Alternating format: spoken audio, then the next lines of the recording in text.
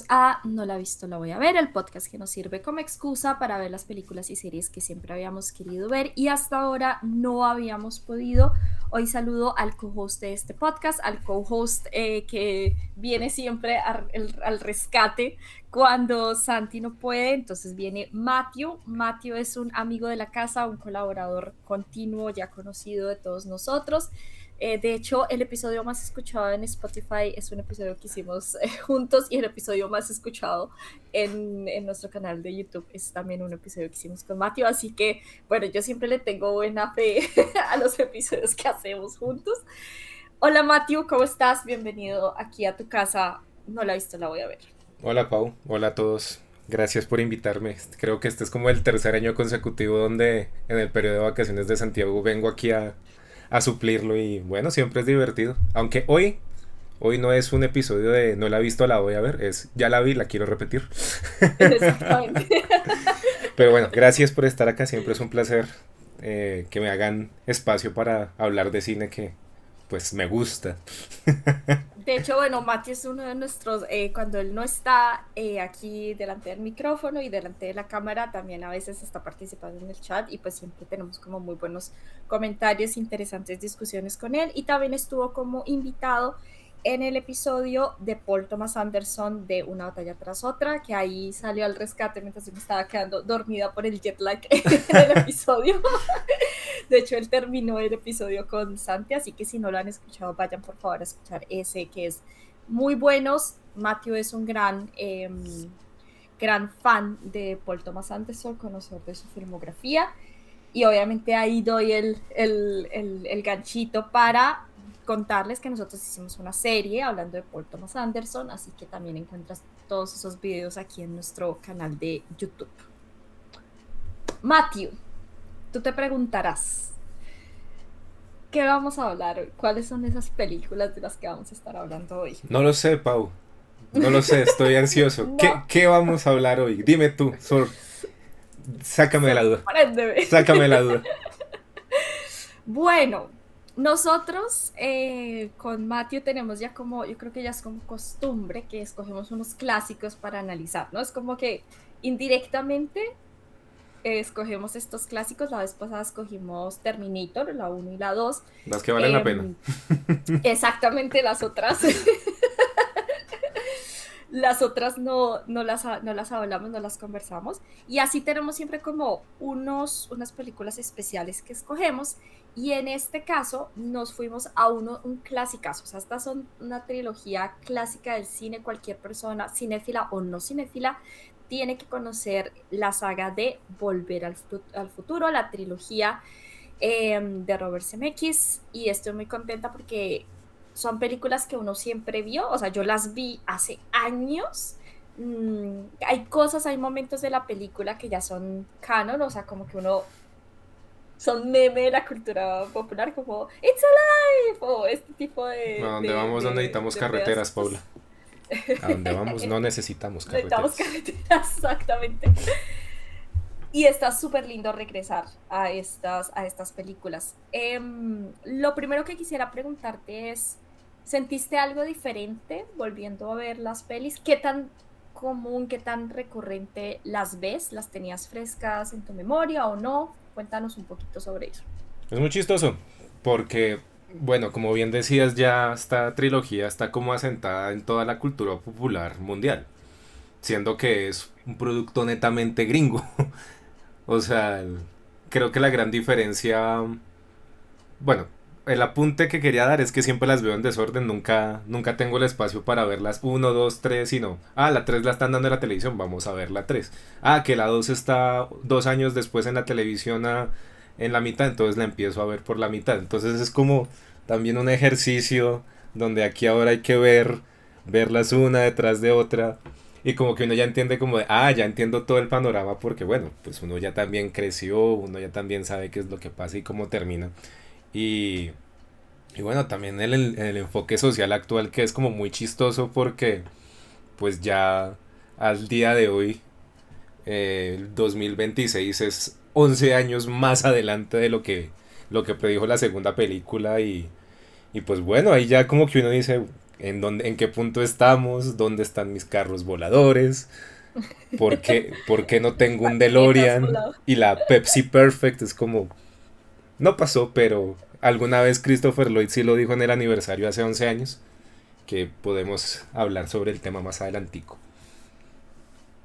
Sí, es muy interesante, es muy interesante. Bueno, para los que somos un poco fanáticos de la ciencia, nos gusta el tema de la física y los viajes en el tiempo, esta película puede ser un poco estresante porque se toman muchas libertades en el tema científico para poder hacer la película. Obviamente tienen que hacerla espectacular, ¿no? Yo lo entiendo y yo lo veo desde ese punto.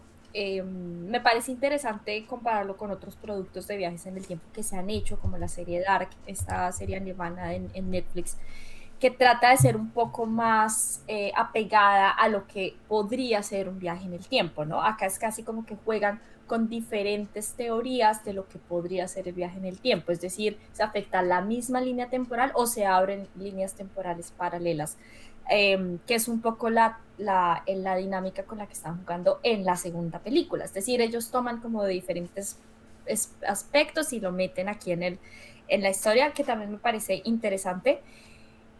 Creo que estas películas son es una clase de cómo hacer un buen cine de verano, ¿no? Estos blockbusters, estas grandes películas que ya casi no hay de este tipo, que muevan más, así que uno diga, uy, de verdad quiero ir a ver esta película. Y esta película, estas tres películas, ya con sus críticas puntuales que les vamos a hacer a cada una de ellas, tiene la espectacularidad de ese cine clásico, que me parece muy interesante como analizarlo y traerlo otra vez nuevamente a colación. Así que estoy muy contenta que podamos analizar estas tres películas. Bueno, Ahí ya me diste un montón de cosas para empezar a dialogar sobre la estructura, pero bueno, empecemos en orden y ahorita, así, tac, tac. creo que es muy importante lo que dijiste. Es raro verse las películas en orden. Una vez yo hice como el ejercicio de verme todas las de Harry Potter en orden. Y ahora pues me vi las tres en orden. Yo me había visto la uno, me había visto la 2, como te digo, hace añísimos de los años, entonces no las tenía tan frescas en mi memoria, además de lo que uno ya por la cultura popular sabe. Y la tercera creo que no la había visto. Entonces fue como era la primera vez que me iba a ver la tercera parte de Volver al Futuro. Así que bueno, sin más rodeos, empezamos. Bueno, después de varios proyectos con resultados irregulares, el director Robert Zemeckis, que ya había dirigido otras dos películas que no les fue para nada bien, estaba como dudando un poco, ¿no? Junto a Bob Gale comenzaron a desarrollar una idea extraña. Esta premisa de un adolescente que viaja por el tiempo con un científico excéntrico, que se iba a desarrollar y a convertir en lo que conocemos ahora como Volver al Futuro. La inspiración de esta idea surgió cuando Gale encontró el anuario escolar de su padre y se preguntó algo muy simple. ¿Habría sido amigo de él si hubiéramos estudiado juntos? ¿Habría sido amiga de mi padre? Y estas son preguntas que yo creo que todos en algún momento nos habremos hecho. Esta pregunta terminó convirtiéndose en una de las sagas más importantes de la historia del cine, que es lo que nos trae a hablar de estas películas. Lo que nadie se imaginó en ese momento, o bueno, lo que nadie se imaginaría ahora, sabiendo el éxito de estas tres películas, es que este proyecto fue rechazado muchísimas veces por los estudios que en la época lo consideraban demasiado extraño. Además, son películas muy ambiciosas, con una premisa un poco también rara, si uno no le ve como el valor a futuro.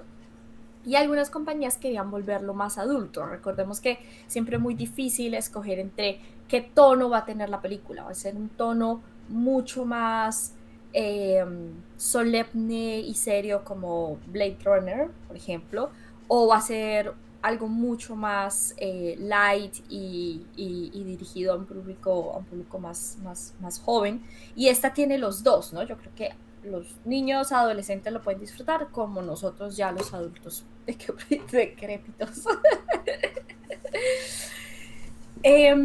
Otros pensaban también pues que era un proyecto muy inocente para los años 80. Sin embargo, el rey Midas del cine, Steven Spielberg, que me ha dicho que le ha puesto el ojo en una cantidad de películas súper, súper importantes y que casi que todas relevantes para la historia del cine, creyó en la idea y terminó apoyando este proyecto para que la primera película se estrenara en el año de 1985. No sé si quieras agregar un poquito para este momento de la historia a ese contexto que estoy como proponiendo sobre la mesa. No, está bien. Lo único fue para resaltar es que la película, si no estoy mal, anterior, o no, espérate, estoy investigando bien, porque Robert Zemeckis es un director muy curioso. Me parece que tiene muy buen cine familiar, pero luego de los 2000, que yo también creo que es por un problema que tiene el cine hollywoodense hoy en día, que tiene como unas ambiciones muy desmedidas desde la preproducción. Entonces ya, o sea, por ejemplo, tiene la película de ¿Quién engañó a Roger Rabbit? Ah, no, mentiras, esta es después. Ah, bueno, esto ya cuando era famoso. Entonces, claro, si tú te pones a ver como por encimita la filmografía de Robert Zemeckis, el tipo como que siempre le gustaba experimentar con los efectos visuales. Es Uh-huh. más, la Volver al Futuro 2 tiene un gran avance en el cual poner al mismo actor tres veces a convivir entre ellos, que es la parte donde está Marty viejo, Marty Junior y la hija de Marty. Entonces, como que eso para la época era wow, es muy revolucionario. Y Y sí, el carro se ve re bien, o sea, eh, la cosa con este tipo es que llega un momento en su filmografía donde como que uno lo ve y cae. Entonces uno dice, es como el mismo Robert Zemeckis, pero no logró pegarse bien a lo que está pasando. Entonces, como para dar ejemplos claros, el Expreso Polar, que también este tipo fue el que quiso impulsar la animación con captura de movimiento. Entonces este man es el del Expreso Polar, es el de Beowulf, es el de Los Fantasmas de Scrooge con Jim Carrey. Y toda la comunidad de cine podemos estar de acuerdo con que esas películas les fue muy mal porque atraviesan bueno, llegan a este concepto que es el valle inquietante donde uno dice, las caras se ven raras, las actuaciones se ven como muy, tratan de humanizar mucho, pero como que uno no la cree. Entonces, claro, como que este tipo en el afán de querer abarcar más en la tecnología, como que se queda atrás en lo que es el tema de las historias, que por ejemplo, repitiéndome ya Volver al Futuro, como tú bien decías, parece que este tipo de películas ya no se pueden hacer, tienen como una cierta carga de inocencia, sin olvidar la espectacularidad de lo que querían contar, porque nuevamente, los efectos para la época son muy buenos. Que vuele un carro y que se vea verosímil, que hoy en día es como el carro se ve bien volando. Lo único que no envejeció bien fue el efecto del tiburón en holograma del Volver a Futuro 2, pero creo que hasta para la época se veía feo. uh-huh. Entonces, ya volviendo al tema, creo que es una muy buena trilogía y cómo la logran construir, o sea, creo que por eso es que la comunidad la quiere mucho, porque está bien escrita, está bien actuada, los personajes son carismáticos, los dos actores que la protagonizan o sea, son divinos como personas, que también tuvimos este problema con Michael J. Fox que después le dio ay, ¿cómo se llama lo que le dio? ¿El Parkinson? Parkinson, sí, a la edad de 30 años Entonces, se lo claro, como que tú miras diagnosticaron. todo ese elenco, todo lo que pasó y todo lo que comunican, que también es una trilogía que termina encontrando un mensaje bonito. O sea, ya reviéndola y uno con unos cuantos años encima, uno puede ver todo el panorama de cuál es el mensaje que querían decir o que fueron construyendo, porque ya en vista con la perspectiva, si tú te das cuenta, no es una trilogía que fue planeada como trilogía. O sea, como que Y pareciera que fuese, o sea, pareciera que fuese una trilogía porque como que la película la editan de manera tal que uno sienta Ay, ya como que desde el principio, pero no. Y No, eso quería que lo discutiéramos también sí, cuando habláramos de las películas. aunque yo creo que para efectos de la continuidad del podcast deberíamos hacer bien de describir y resumir de qué va la trilogía por si alguien no se la ha visto y ya luego ponernos Exactamente. a desgranarla. Pero como una introducción, sí puedo decir que Volver al Futuro como trilogía es uno de esos productos cinematográficos que se ha ganado su espacio en el tiempo. Se ha ganado sí, un buen lugar en la cultura pop, se lo merece. Aparte que, nuevamente, los dos protagonistas son encantadorcísimos. A mí me cae muy bien el actor que hace de Emmett Duck.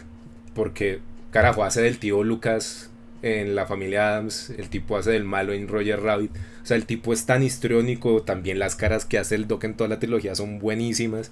Entonces uno se termina encariñando genuinamente con estos personajes y le importa lo que le pasa a ellos. Entonces, siento que sí es una película que, bueno, una trilogía que ya no se hace porque da como esta esperanza y como que todos los elementos por encima de los fallos que pueda tener, como que los omites porque solo quieres rescatar lo bueno de las películas.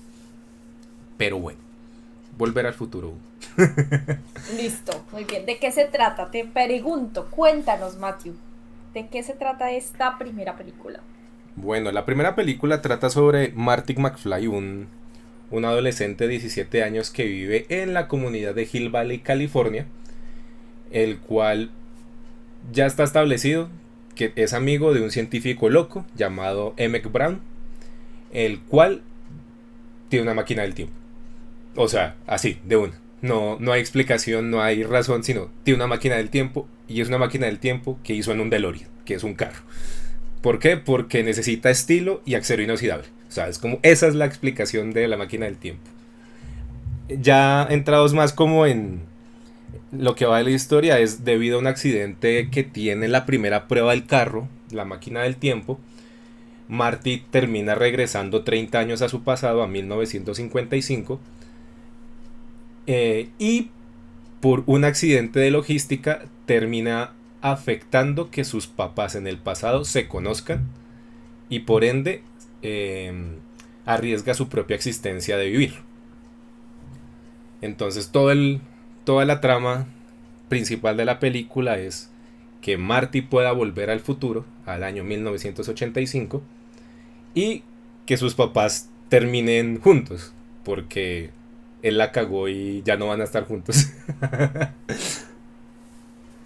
Entonces pasan cosas. También, entonces, como Cosas para raras, cosas resumir, incómodas.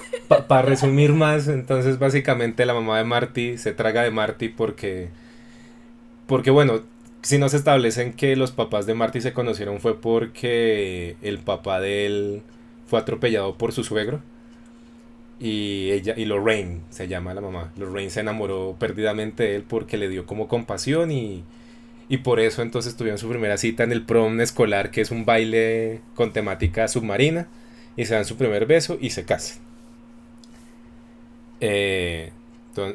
Y por la trama de Volver al Futuro es también se sabe que en el pueblo hay un reloj histórico que fue dañado justamente en una tormenta eléctrica en 1985. Entonces es trabajar para que mientras este man reúne a sus papás, hacer toda la estratagema para que Marty pueda volver al futuro, donde conectan el rayo que cae en el reloj para darle la energía suficiente al carro para volver al futuro. Y ya, eso a grandes rasgos es la primera parte. Muy bien, muy bien. Yo creo que esta de las tres, a ver, tú me corregirás, pero yo siento que esta es la más emblemática por lo que significó, sin quitarle mérito a la secuela, que es difícil hacer una buena secuela. La segunda también es muy buena. Lo que pasa es que esta juega con todos estos elementos de, bueno, regresa al pasado, conoce a su papá, conoce a su mamá se enamora de él, que es algo súper...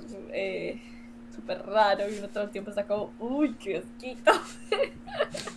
Pero la película lo hace de una forma tan graciosa que uno siente como, o sea, como que uno disfruta con todas las aventuras. Hay una cosa que me parece interesante de lo que mencionas y es, no nos explican de dónde son amigos o por qué son amigos o por qué se conocen. Esta amistad ellos, o sea, la película empieza ya poniéndonos, plantándonos que ellos son amigos y ellos se conocen y hacen cosas juntos. Entonces eso me parece bonito porque no se va como a estos detalles, eso no es importante, no es de lo que va la película. Y la película se encarga de hacer momentos memorables para la historia del cine. La escena donde Marty está tocando la guitarra en esa fiesta, esa escena no la voy a olvidar, pero en mi vida no la olvidé hasta este momento. Hay momentos muy específicos que uno todo el tiempo está pensando, ay, ¿cuándo va a pasar esto, no? ¿Cuándo va a suceder esto? Y se encarga también de conectar muchos puntos que aunque parezcan no tan importantes para la trama, por ejemplo, el alcalde, el hombre afroamericano que va a ser alcalde, que está haciendo campaña para convertirse en alcalde, y que eso lo conectan 30 años antes, cuando lo presentan, él está ahí barriendo y trabaja como mesero en un restaurante y es Marty el que le da la idea que puede ser alcalde y él, ay, sí, y estas son cositas pequeñas que suman al humor de la película porque es una escena también muy graciosa como actúa el actor de que va a ser alcalde en unos años, pero también suman a que uno todo el tiempo esté pendiente de estos detallitos pequeñitos que tiene la película, más allá de la historia principal y de la trama que es que Marty quiere ir a organizar lo que dañó, ¿no? Porque es básicamente eso. Mm, mira que siguiendo ese tema, hubo una cosa que me di cuenta repitiendo en esta ocasión las películas, que esos detallitos que tú explicas están, o sea, son chéveres y fáciles de encontrar, es también porque no se complicaron al momento de desarrollar como el universo de la saga, porque todo sucede en el pueblo. Entonces, claro, siempre en las tres películas hay un momento donde Marty se enfrenta a la plaza principal. Entonces tenemos cuatro momentos de esa plaza principal. Entonces vemos cómo cambia, cómo es la vida en ese pueblo. En, bueno, realmente son cinco, porque hay la desviación temporal del 85. Vemos dos veces, dos versiones del pueblo. Eh, pero, pero es como bonito porque ya casi que lo que es bonito es que uno se vuelve como cómplice de la película porque uno le van así reforzando, como mira, otra vez esto, otra vez esto. O sea, por ejemplo, las persecuciones en la plaza con la patineta, o sea, se repite, es como reiterativo, hasta vi lo hice en la segunda, como, esto se me hace muy familiar, porque claro, esa es la idea, a través de la reiteración es que generamos la costumbre para que se vuelva como un código interno, tanto en espectador como en película. Entonces eso es bonito. Lo que sí me puse a ver, como a analizar, es que entre la primera y la segunda hay un bache de 4 años, ¿no? También en esa hubo cambio, hubo recast de actores y se nota más que todo es con la novia de Marty, que no la... Muy chistoso. Sí, porque de la primera a la segunda recrearon exactamente la última escena. Y si tú te las usas como, listo, acabé la primera, vamos a ver la segunda. Como, uy, jue madre, ¿qué pasó? Michael J. Fox se ve más viejo. ¿Dónde está la otra china? ¿Qué le hicieron al maquillaje del Doc Brown? Porque se nota que es falso. Aunque luego ya dice, no, sí, solo que me puse esta máscara para que me reconocieras. Como, uf, se nota que sí pasaron 4 años, pero ya. Entonces ahí uno hace la especulación que la segunda y la tercera como que las grabaron casi que al mismo tiempo para tener un año de diferencia de estreno. Ujú. Pero la primera película tiene bases tan sólidas que pueden extrapolar a la 2 y a la 3. Porque la gran diferencia, o sea, si tú te miras la uno sin la última escena que promete una secuela, es una historia redonda. O sea, y tiene un final feliz. Es Marty que por medio de un accidente hace que sus padres casi no estén juntos y en el ejercicio de volver a unirlos termina creando un mejor mañana. Que esa es como la Sin gran... quererlo, ¿no? Porque él también como que... Sí, pero él como un actor activo como los acontecimientos logra mejorar no solo su futuro sino el de su familia. Porque de alguna otra forma todos en la familia McFly son pasivos Y creo que cogen de ahí mismo para poder realmente desarrollar el arco de personaje de Martin McFly en la 2 y en la 3. Porque el verdadero conflicto de Marty es que también va a ser como su papá, su primer papá, que está destinado al fracaso. Pero no es porque esté destinado al fracaso porque no, porque sea como un perdedor, que sea todo pasivo, sino realmente porque tiene un problema de ego, tiene un problema de orgullo, pero eso solo lo vemos a partir de la 2, que ya luego se resuelve en la 3 con todo el tema del gallina, o sea, es como el tipo pierde los estudios, como gallina, a mí nadie me dice gallina, es como, sí, pero esto no era un problema en la 1. Claro, porque en la 1 el tema no era ese, pero volviendo, la 1 está tan bien construida con todas estas como vainas emblemáticas que podemos repetir lo de la plaza. Podemos repetir lo de los guiñitos de el alcalde que tú dices, porque en la... Del reloj, por ejemplo, que No, también es pero muy el icónico. alcalde que tú dices, no, que en los 50 el tipo era un barre, el trapeador del restaurante, en los 80 es un alcalde, y en el 2015 su nieto tiene una cosa de autos, en los 1800 el tipo era como líder era como de un sheriff, es como de, tiene muchas cosas, como todo se conecta, todos los personajes tienen como una repercusión, que aunque uno dice, así no funciona necesariamente el tiempo real, es bonito, es bonito ver como de, por ejemplo, el director de la escuela en el pasado es el sheriff y tiene la misma cara de culo que en el futuro, es como, qué divertido. Es que estás diciendo demasiadas cosas, puedo anotar. Pero, o sea, si tenemos que comenzar con la primera película, ya, o sea, también esto es trampa porque estamos hablando de una película que salió hace 41 años. Mm. Entonces ya mucho ha llovido sobre esta tierra desde ese entonces. Y lo que me parece valioso es que desde la primera entrega se siente este deseo por contar una historia esperanzadora. Mm. O sea, porque como por el spoiler alert que es, oh Dios mío, una película de hace 36 años, la del 90, la Volver al Futuro 3, que por más que hayamos vivido tres aventuras de viajes en el tiempo, el mensaje es no te preocupes que el futuro no está escrito, tú puedes escribirlo. O sea, siempre podemos esperar un mejor mañana, siempre podemos construir mejores cosas, eh, y siempre podemos hacer esto entre amigos, entre familia, que eso es lo que me parece valioso, porque la primera, que no expliquen la relación entre el Doc y Marty, es chévere porque es como ya son amigos. Y son tan amigos que Marty se mete en la casa a jugar con el amplificador. Ya el Doc le habla como de muy, oye, hazme este favor, ven a la 1 de la mañana a este centro comercial. Y que la misma dinámica funciona en el pasado. O sea, cuando Marty viaja al 55 y se encuentra con el Doc joven, el tipo no es muy, no es desconfiado, como que confía muy rápido en Marty y como que ya se nota, incluso aunque es una persona que no conoce al Marty McFly, como que la amistad perdura en el tiempo. Ujú. Entonces es chévere, chévere notar esas cosas porque hace que la película se vuelva como más ligera de ver. Sí, yo siento que nosotros, o sea, creo que para hacer una, bueno, voy a empezar diciendo lo siguiente. Nosotros dos no estamos acá sentados para preguntar, ¿es Volver al Futuro una buena película? ¿Es la trilogía de Volver al Futuro son buenas películas?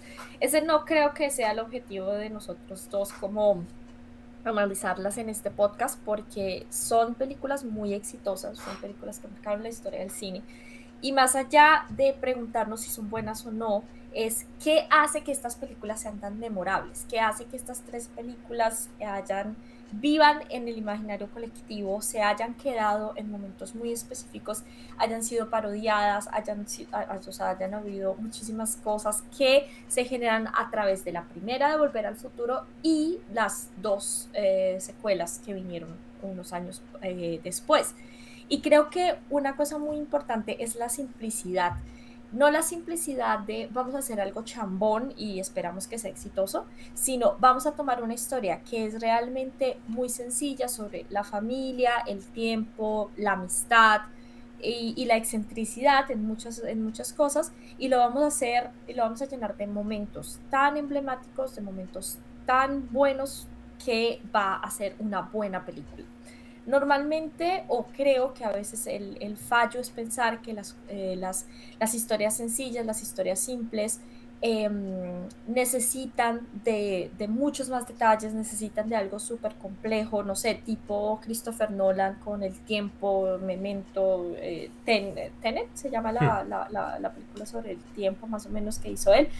Tiene que ser algo súper complicado para que sea disfrutable, y realmente esta película, especialmente la primera, nos muestra que con unos elementos muy claros, muy identificables, familiares, familiares no en el sentido que esté apto para toda la familia, sino que uno se sienta cómodo regresando a ese lugar, ¿no? Uno se siente parte de este pueblo, uno siente que uno ya conoce a estas personas porque además las ha visto viejas, jóvenes, abuelo, mamá, esa, o sea, las ha visto en diferentes roles, que uno siente que es parte de este pueblo, y uno siente que uno puede ser el vecino de Martin McFly, o puede ser, puede estar asistiendo a un baile en la secundaria, ¿no? Es como Hmm. que hacen que todo se sienta tan familiar para el espectador, que uno se siente de una manera u otra parte de la historia que están contando.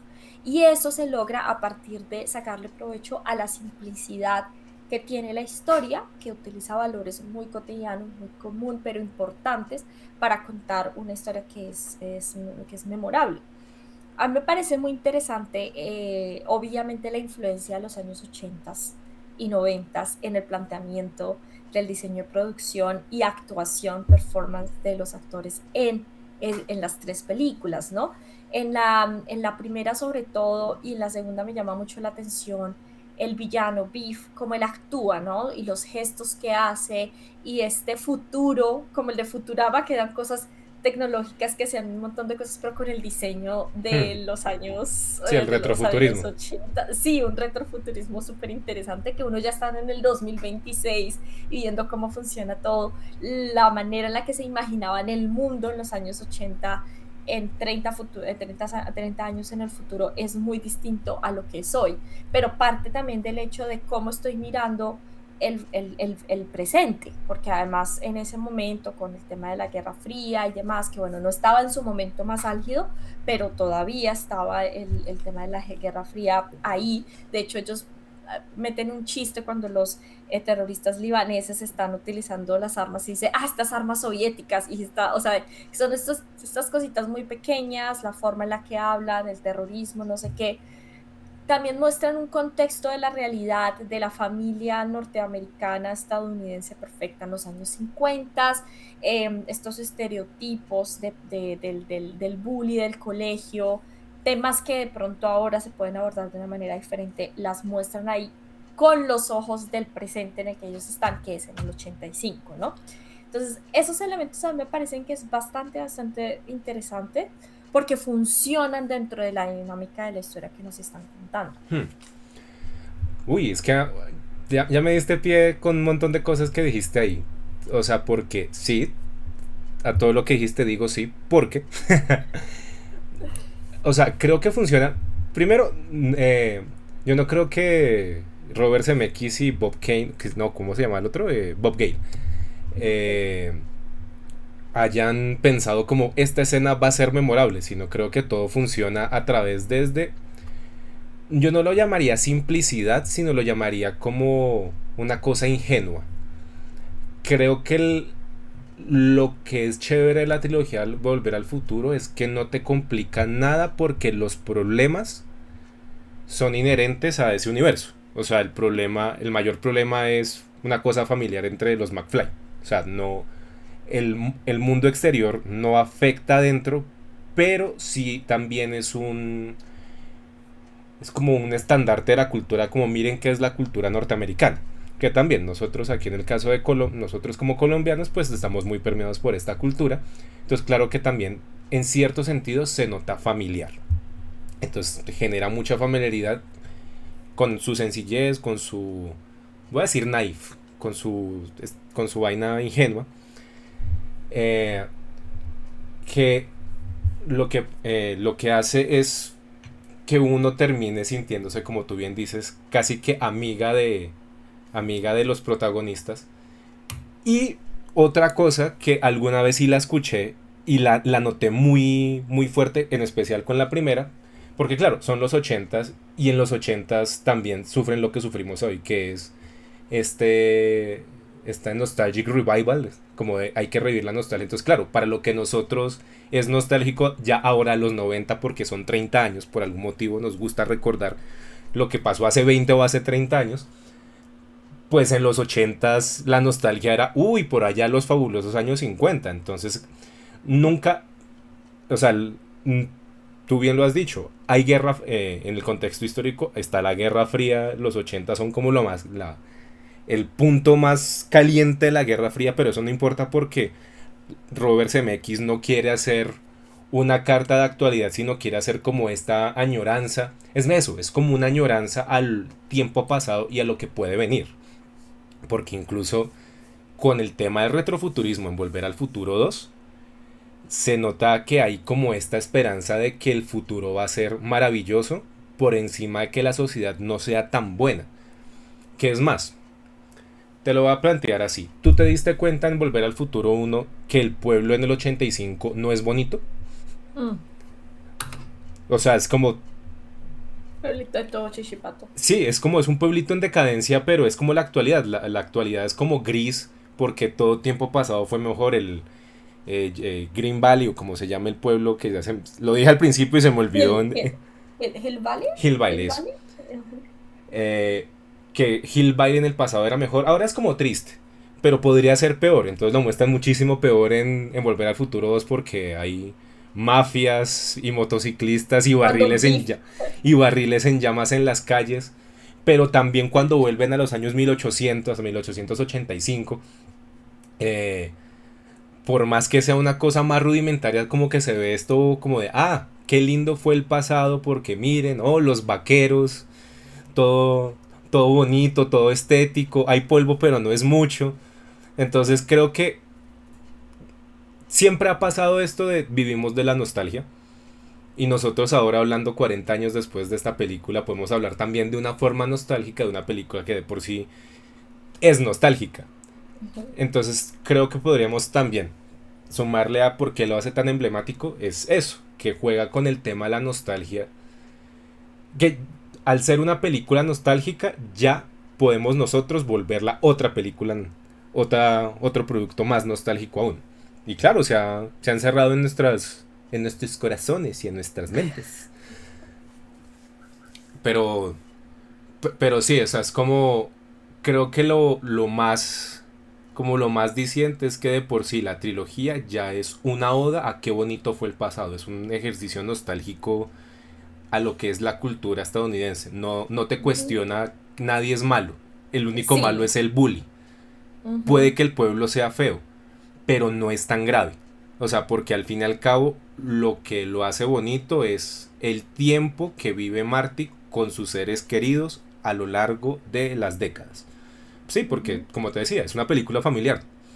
O sea, que el gancho de la 2 sea viaja al futuro porque tus hijos se van a meter en problemas y luego el futuro como que como están en los ochentas y no saben qué carajos va a pasar, entonces dejémoslo acá porque nos podemos meter en un problema, volvamos al 55 por algún motivo, que eso es muy chistoso, que me da mucha risa cuando Marty vuelve a quedar en el pasado, en la que creo que es en la 3 que la dice, eh, por algún motivo todo confluye en, 19, en el no sé cuánto de septiembre de 1980, de 55. Entonces puede ser un punto inflexible en el tiempo, o sea, es una cosa súper importante, o simplemente es O una es una coincidencia. coincidencia. Es como, Pero él siempre hace eso, el Doc siempre hace eso. Es como, o se pueden desmayar o pueden hacer una bola en el tiempo, que no sé qué. Y es no, como, ok, cualquiera de las dos cosas puede pasar. no, pero ya que tú metiste el tema del viajes en el tiempo y cómo lo manejan otras, eh, pues otros medios. Otras Por, ficciones. por ejemplo, el tema del punto inexorable en el tiempo sí es una cosa que existe. Ujú. Como hay fechas que son tan importantes que ningún, o sea, hipotéticamente hablando. Exactamente. A ver, aquí, para las personas que nos están escuchando y que nos vayan a ver, esto todo es hipotético. Ninguno de nosotros dos ha viajado en el tiempo, estamos hablando de ficción. Solamente estamos hablando de sobre la hipótesis de que se pudiera viajar en el tiempo, qué podría pasar, cuáles son esas cosas, esas reglas que habría que tener en cuenta para viajar en el tiempo. Ahora, teniendo esto en mente, no vayan a decir, ay, no es que nosotros nos la pasamos pasando de aquí al futuro, de aquí al pasado. No, que, o sea, no lo voy a decir de forma académica, pero sí es como un concepto en el que hay momentos necesarios en el tiempo que, en un hipotético caso donde se pueda viajar en el tiempo, esos casos tienen que suceder. ¿Por qué? Porque son importantes para la historia de el universo.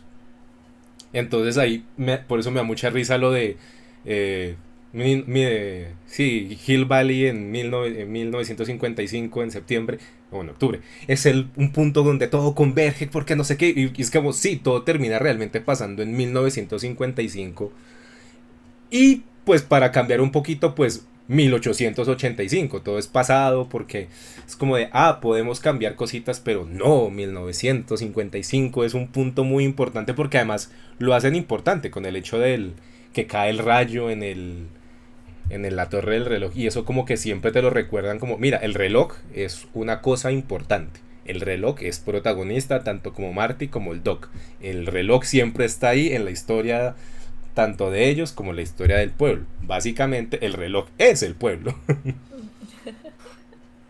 A mí me parece interesante lo que mencionas de, claro, porque de hecho en el imaginario colectivo yo tenía como un poco más en la cabeza, era que ellos al ir al futuro pasaban más tiempo en el futuro y realmente no es así. Eso es como una mentira que uno tiene en la mente porque yo sentía que ellos estaban una cantidad de tiempo, o sea, yo creía que toda la película pasaba en el futuro. Cuando ellos se regresan al 1955 y yo, pero ¿qué? ¿Dónde está el futuro? Claro, claro, claro, en ese momento, con todo el tema de la Guerra Fría, con toda la incertidumbre que estaba viviendo Estados Unidos y el mundo en general, decimos, el futuro es incierto, esperamos que sea esperanzador, es lo que al final queremos decir con toda esta trilogía que estamos haciendo, pero no nos vamos a arriesgar a hacer o a escribir algo que pueda incomodar a nadie y que pueda darle a falsas esperanzas a la humanidad. Nos regresamos a lo que sí es seguro, que es el pasado, que ya lo vivimos, ya lo conocemos y lo podemos recrear. Entonces, Exacto. esa es una cosa súper interesante que yo de pronto no había tenido en cuenta. No, No sé si quieres, ya que estamos hablando un poco de la segunda, que pues contemos de qué se trata y demos un poquito de contexto para hablar como con más libertad fluidez. exactamente. Listo, sí. Bueno, ¿La cuentas tú o la cuento yo? yo doy un poquito de contexto, que es ahí algo pequeñito, y ya tú cuentas de qué se trata. Dale. Ya como nosotros lo dijimos, la primera película fue un éxito enorme, un éxito que nadie se había esperado porque más de 12 productoras habían rechazado este proyecto y la película se convirtió en un fenómeno mundial que transformó completamente la carrera de CMX. Él pasó de ser un director que no había tenido mucho éxito con sus primeras producciones. De hecho, para Robert, quien engañó a Robert Rabbit, a él lo tuvieron en cuenta, pero cuando vieron el proyecto es un poco complicado. Esa es una historia súper interesante. Sep Films tiene un video larguísimo sobre quién engañó a Robert Rabbit. Lo tenían en cuenta. Luego, en el futuro, Steven Spielberg vuelve, él financia parte de la película y contratan a Robert Zemeckis para dirigir, pero ya después de que había dirigido la primera de Volver al Futuro y que ya era como, ya era una inversión segura en Hollywood, ¿no? La secuela, ya como Matthew lo mencionó, no llegó inmediatamente, pasaron varios años entre la original y la segunda, ya que la primera había sido pensada solo como un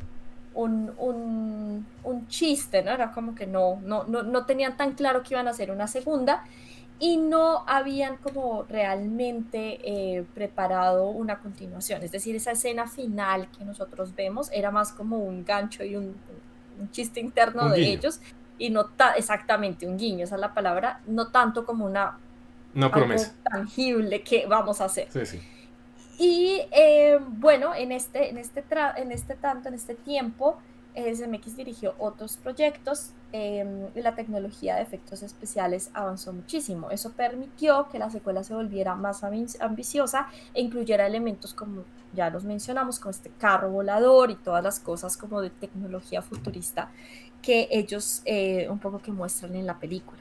No, Así que y más importante aún, la capacidad de que un actor pueda interpretar a diferentes personajes y que estén en la misma, en el mismo plano, en en el la mismo misma plano. toma, sí, que eso es súper, súper, súper interesante. Y ya con esto, entonces le voy a pedir a Matthew que nos cuente ya específicamente de qué se trata la segunda parte de Volver al Futuro de 1989. Bueno, entonces, la primera, para mencionar la segunda hay que mencionar la primera, porque cuando una vez Marty vuelve en 1955, ve que el futuro de sus padres y por consiguiente el futuro de su familia mejoró, ya que pues el papá de Marty pudo enfrentarse al bully que era Biff, y gracias a como todo lo que pasó en la primera, pudieron tener un mejor futuro. Ya Marty estando en su 1985 idílico, pues llega el Doc en un nuevo carro, en un nuevo DeLorean, y le permite y le dice, te necesito porque en el futuro tus hijos están en peligro. Entonces con ese gancho vamos a lo que en ese entonces pensaban que era el 2015, porque efectivamente, al parecer en el futuro Marty es un perdedor. No nos dicen al principio qué pasó, sino nos dejan muy en claro que Marty, algo pasó y Marty es un idiota. Por lo tanto, el hijo de Marty, Marty McFly Jr., también es un imbécil. Y lo que quería hacer el Doc era evitar que este chino hiciera una estupidez que lo iba a llevar a la cárcel, para luego la hermana de él, tratando de liberarlo, pues también se mete en la cárcel y termina la familia estando como condenada, o sea, A 20 años. a 20 años. Entonces, el Doc lo llevó porque como es igualito a su hijo, entonces quería hacer un plan para suplantarlo, para evitar que la cagara. Pero en medio, pues nos encontramos con una faceta de Marty que no conocíamos y es como esta faceta de ambición, como Marty realmente es un tipo muy pasional, entonces es ambicioso, como que ve una tienda de memorabilia, que eso es lo chistoso, creo que es el ejercicio que hicieron en el 85 para pensar, oiga, ¿cómo pensarán de nosotros de los 80s por allá en 30 años? Entonces si tienen, es que es muy ridículo, güey, porque parte del plan es, oye, mira, Marty, tienes que ir a esa cafetería que se llama Café 80s. Y es un café de nostalgia. Y tú entras y es la cosa más kitsch del mundo. Pero sí, como viene, ¿cómo pensarán de nosotros en el futuro? Pero de una forma como desenfadada. Entonces Es muy gracioso. en el proceso nos meten el concepto de hay una tienda de memorabilia que tiene un almanaque de deportes. Entonces después de que la estratagema funcionara, el hijo de Marty no fuera a la cárcel, nuestro Marty eh, compra ese almanaque porque ve la oportunidad de, oiga, de haber sabido los resultados deportivos de las series mundiales de béisbol, podría haber apostado todo al ganador, entonces sería millonario. Compra, compra ese almanaque, pero entonces viene como con una cagadita que pasa con la novia de Marty, que es que la confunden con su yo viejo, entonces la encuentran tirada en un basurero y se la llevan a la que es la casa en ese entonces, que entonces nos damos cuenta que realmente Marty es un perdedor, que le afecta que tiene un ego muy frágil, entonces le afecta que le digan gallina, y por ese tipo de cosas como que hace cosas muy impulsivas sin pensar en el bienestar tanto de él como de su familia. Y en medio de esas, como de esa operación rescate salida de la nada, pues el Biff, que es el antagonista principal de la trilogía, o bueno, el árbol genealógico de Biff, eh, termina atando cabos porque él vio el DeLorean volador en 1985 y descubre que es una máquina del tiempo y se le termina adelantando a Marty en lo que él quería hacer, que era darle el almanaque de deportes a su yo más joven para poder apostar y pues tener un mejor futuro. Entonces en medio de la operación rescate de la novia de Marty, terminan dándose cuenta que cuando vuelven al pasado, a 1985, todo está mal. ¿Por qué? Porque es un pasado afectado por la corrupción de Bill, porque él al tener el almanaque pues se volvió millonario y logró hacer y deshacer todo lo que él quería, y fue volverse millonario, volverse casi que el dueño de la ciudad, matar al papá de Marty y casarse con la mamá de Marty. Ah, Ahora sí, y deshacerse de los hijos, porque si nos dejan entrever que como que todo lo malo que pasó fue después de que concibiera a sus hijos, porque mencionan como usted debería estar en el instituto. Entonces, dándose cuenta que es una línea del tiempo oscura, pues tienen que volver a 1955 antes de que el Biff viejo pueda hacer, pueda darle la almanaque a su yo joven. Entonces es básicamente otra carrera contra el tiempo en 1955 para evitar que el futuro sea como alterado. Porque pues claro. es importante que la familia McFly tenga un buen futuro. Entonces, a grandes Puede rasgos, ser que la familia McFly también sea un hecho inexorable en el un, tiempo que un, un punto inquebrantable en el tiempo. Una familia inquebrantable en el tiempo. Entonces, tienen que nacer. a grandes rasgos, eso es Volver al Futuro 2. Y cuando explique Volver al Futuro 3, digo el final de Volver al Futuro 2. Que de hecho ahí a mí me parece que ese fue un error de narración, el hecho de que a Jennifer no la devuelvan a su línea de tiempo. Que ella la dejan en esta línea de Pero, tiempo ficticia que se supone pero, que se desaparece y pero, se Pau, destruye. no estás pensando en la cuarta dimensión. Yo, no, vaya y cojan a esa china y la devuelvan a su línea del tiempo, si no esta película no tiene ningún sentido. Claro que lo tienes, que no estás pensando a futuro en el pasado. Bueno, ya nosotros hablamos un poco de los efectos, o sea, creo que lo que tiene esta película es que sí tiene grandes efectos especiales, efectos que aún hoy, o sea, aún hoy se ven muy bien, o sea, toda la persecución en el carro, cuando Marty quiere coger el almanaque y eso es una o sea, quien hizo esta vaina, eso está muy bien hecho.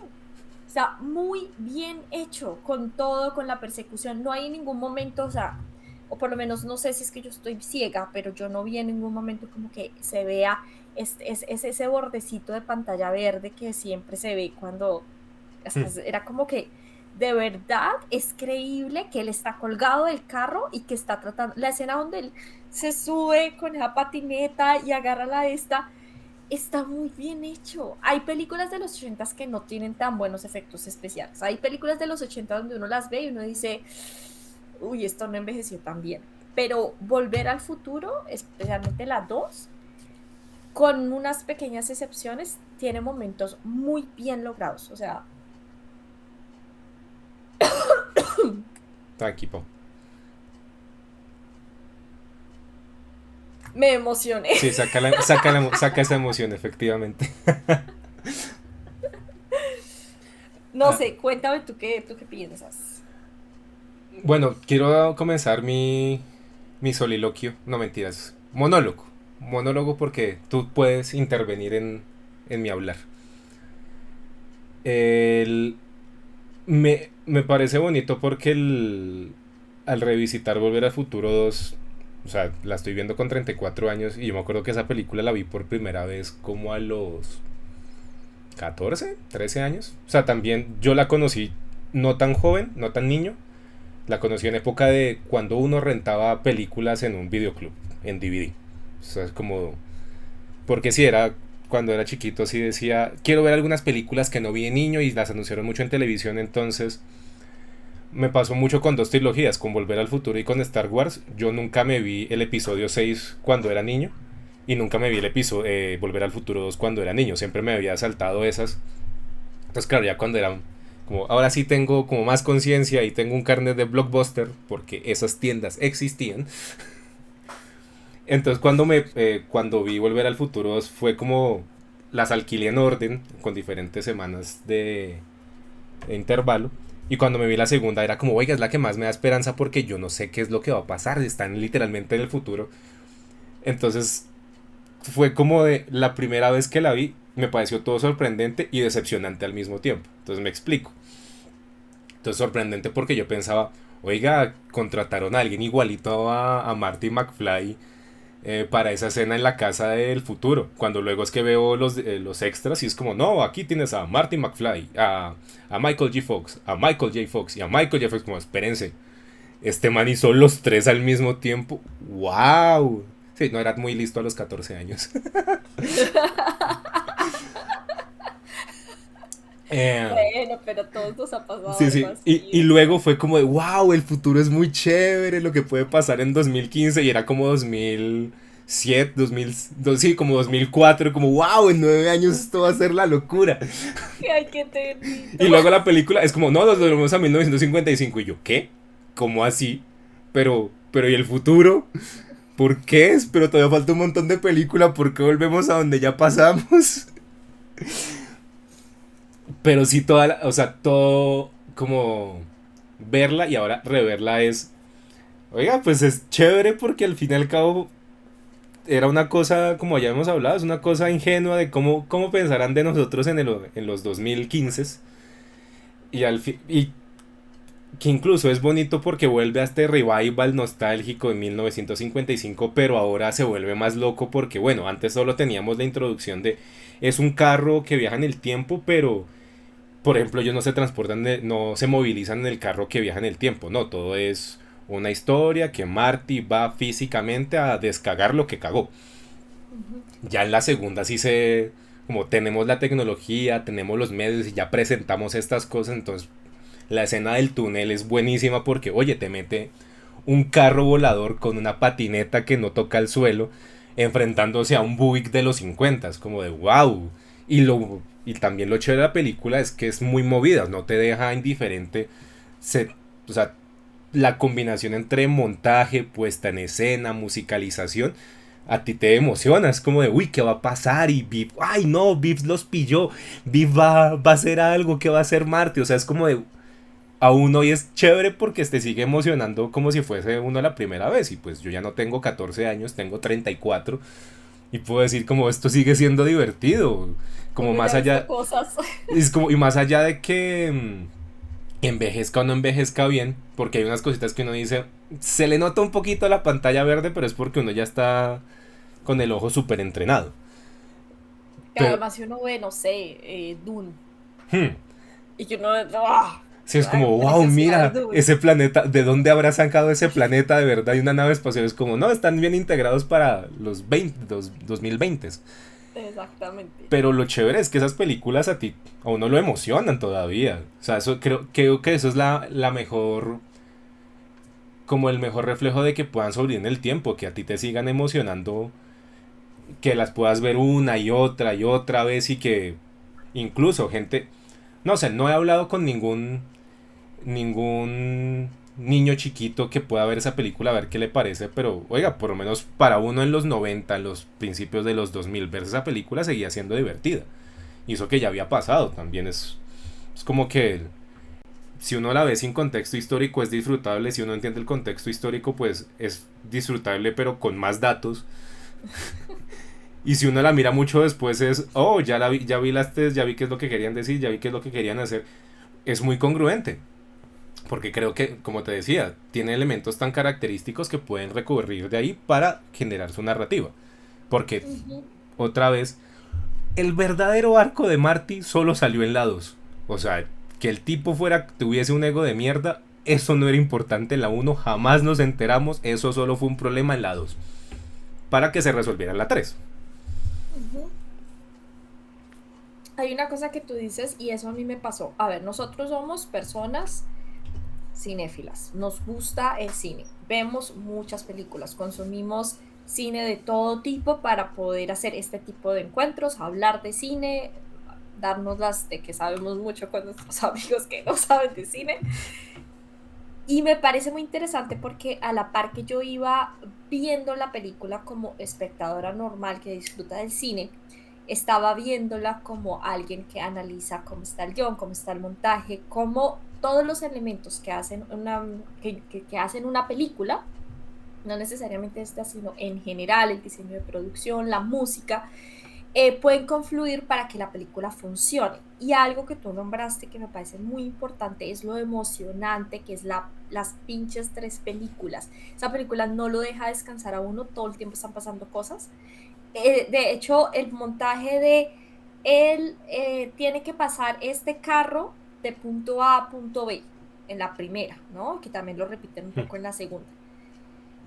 Y todo lo que pasa, que se cae el árbol, que se cae el cable, que él le tiene que pasar el cable, que él tiene que subir, y mientras que no solamente está pasando eso con el dock, que él está ya subido en En el el reloj. reloj, y que casi se cae, y que tiene que colgar, y que en el último momento no puede, y que se queda colgando ahí, y luego lo cuelga, y bueno, todo eso a Marty también le está pasando, al mismo tiempo le están pasando cosas, el carro no le prende, tiene que esto. Y esta es una técnica que se repite en las tres Mm. películas y es todo el tiempo están pasando cosas, el montaje es muy dinámico y uno está agarrado de la silla. Y una cosa que yo me repetí todo el tiempo porque yo estaba estresada, o sea, yo estaba así, ay no, se le cayó el cable, no, no va a poder, es yo sé que lo va a lograr, yo lo sé, o Mm. sea, eso es una cosa que yo me estaba diciendo, Paula, tranquila, él lo va a lograr. Si existe una 2 es porque lo logró. Pero yo, pero o sea, como que ese reptil en mi cerebro, ¿no? Esa parte Primitiva. primitiva de mi cerebro estaba con todas las emociones de lo que estaba pasando y eso lo logra hacer la película de una manera magistral y es cómo puedo yo, una persona que he visto un montón de películas, que he visto mucho tipo de cine, que hago un podcast de cine todas las semanas, emocionarse hasta tal punto de estar así agarrada de la silla por una película que se hizo hace 35 años. Eso me parece súper interesante, me parece muy lindo porque esa es la magia del cine, ¿no? ¿Cómo logro yo hacer un producto que emocione a niños, grandes, adolescentes, de las edades que sea, 40 años en el futuro, aunque uno ya sepa lo que va a pasar y cómo va a terminar, ¿no?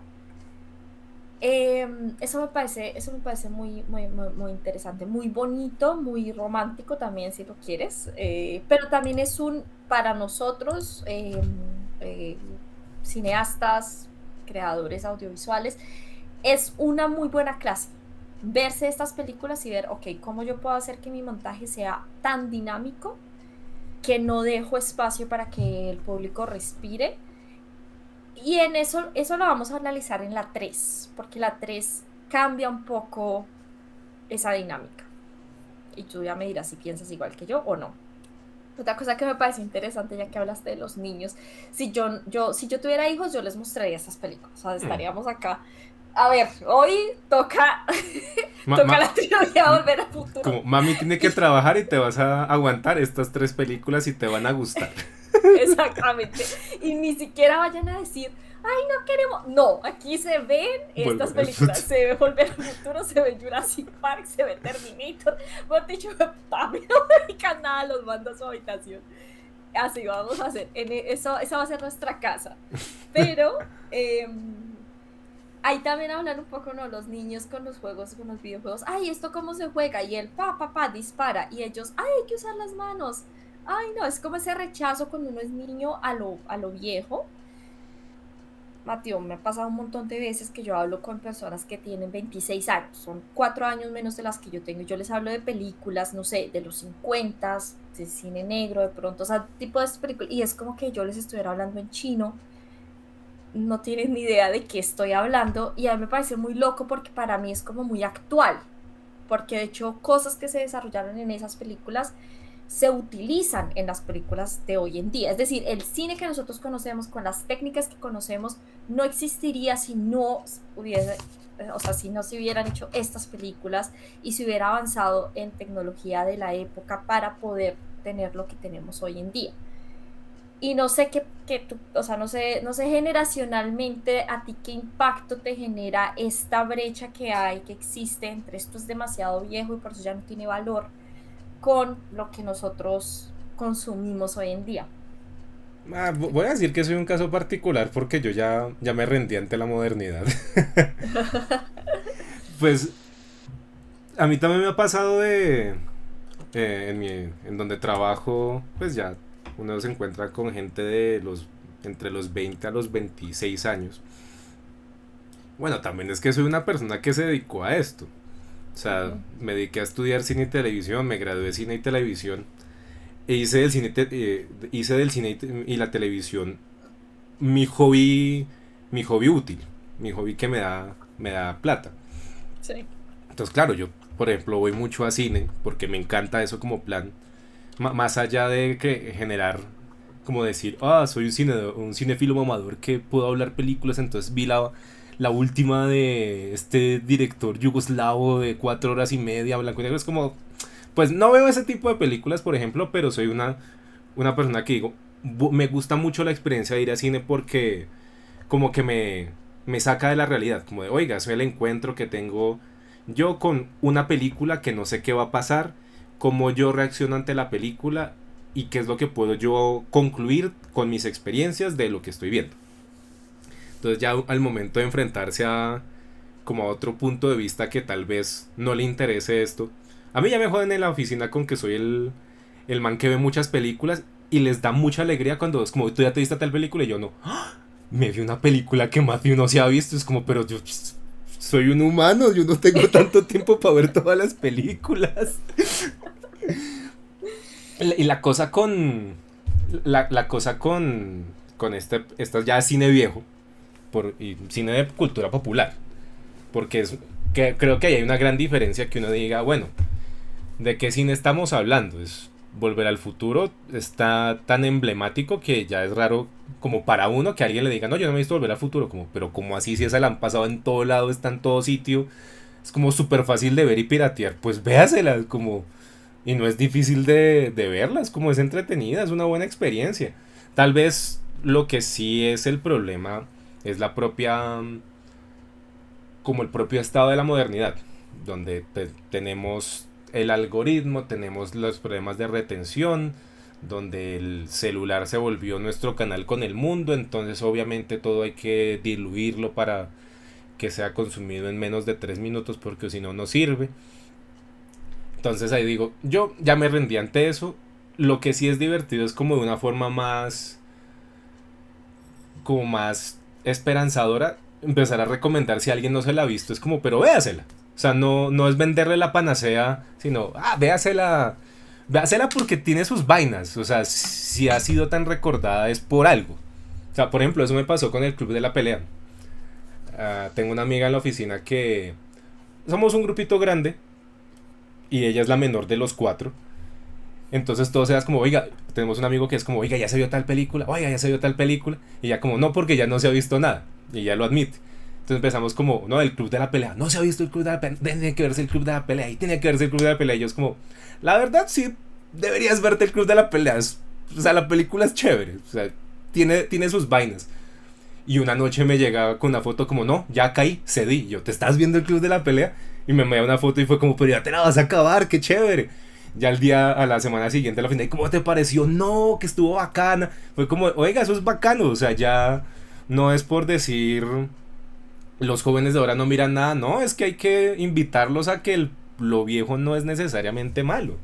De hecho, yo los envidio que sea la primera vez que vayan a ver ciertas películas, porque las películas que son importantes para mí en mi vida de cinéfila y de cineasta son películas que me hicieron sentir muchas cosas.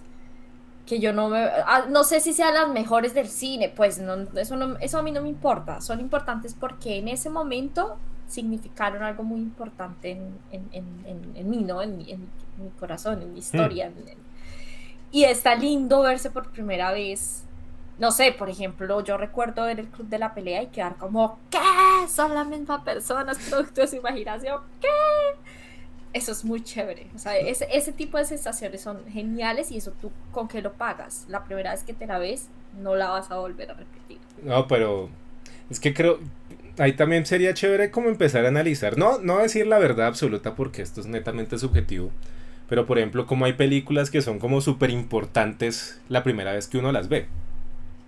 Y luego, por ejemplo, El Club de la Pelea es mi película favorita, es la película que más veces me he visto en la vida. La tengo como 3 veces en formato físico. O sea, tengo dos ediciones en DVD, pero una es especial porque, oh mira, es 10º aniversario. Y luego la de Blu-ray porque, oh mira, es 20º aniversario. Ahora con más calidad. Entonces, como, ¿por qué? Porque me gusta verla y reverla y reverla. Y por ejemplo, en ese caso, y en una perspectiva netamente personal, yo soy mucho de, si me gusta una película, la repito porque cada vez que la veo le saco algo distinto. Ujú. Y también es chévere como ver, oiga, yo como el Matthew que soy ahora, cómo interpreto la película. Entonces a mí la... Yo sé que nos estamos desviando del tema de Volver al Futuro muy feo. Ya, tranquilo, yo iba a dejar que terminaras la idea de esto y ya iba a retomar aquí Sí, sí. para que habláramos de No, esto. la cosa es, por ejemplo, la última vez que vi el Club de la Pelea, la entendí totalmente distinto porque pues ya soy una persona que tiene un criterio sobre todo lo que pasa en esa película es realmente una advertencia, no deberías elogiar nada de lo que pasa ahí.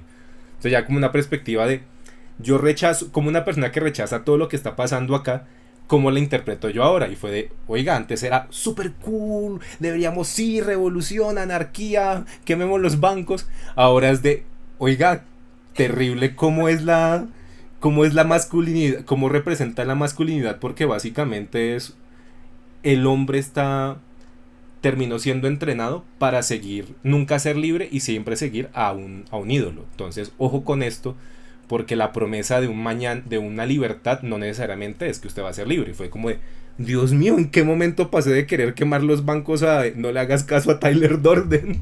Claro, porque además si uno se las ve en sus veintes, Hmm. cuando ya era re hippie, era reteque antisistema y no sé qué, claro, uno ya va a vérsela a los 30 y uno con muchas cosas que han cambiado en la perspectiva de uno, o sea, son películas que uno, yo me vi muy joven, no me la he visto tan joven, La Naranja Mecánica, me la repetí en cine, que hicieron un estreno especial acá en Múnich, fui a vérmela, ya verla de grande con otras, con muchas otras cosas en mi cabeza, habiendo visto más cine, son experiencias totalmente distintas, y eso sí es importante, o sea, es importante revisitar estas películas y como entenderlas de una manera diferente. Por eso nos vimos nuevamente Volver al Futuro, la saga, y vamos a hablar ahorita de la 3.